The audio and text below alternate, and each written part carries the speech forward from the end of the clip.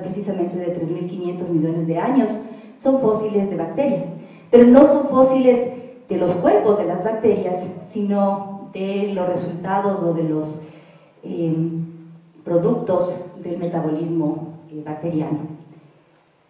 Ahora, es solamente en el último tercio, más o menos los últimos 1.000 millones de años, cuando aparecen los organismos pluricelulares y sobre todo cuando aparecen las partes duras en los cuerpos de los organismos, como por ejemplo los esqueletos, exoesqueletos, endoesqueletos.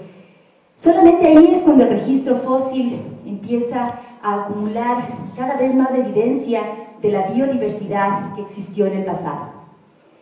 Y cuando hacemos un análisis de este registro fósil, lo que vemos es algo como esto.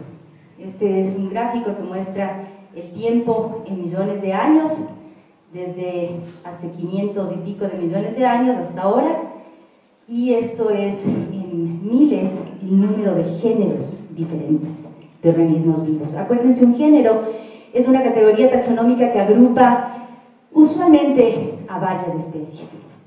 Y como ven, obviamente hay fluctuaciones, pero la tendencia es a un incremento de la diversidad con el tiempo. En conclusión, la biodiversidad que existe ahora en la Tierra es extrema. Nunca ha habido tanta variedad de formas de vida en el planeta como ahora. Y cuando hablamos de variedad o de diversidad, podemos empezar a pensar un poco en números, ¿no es cierto? ¿Cuántas especies viven con nosotros ahora en el planeta? Lo que les decía hace un rato. ¿Cuánto sabemos sobre la biodiversidad específica, de la biodiversidad de especies? Y en realidad no sabemos mucho, no sabemos cuántas especies viven con nosotros ahora.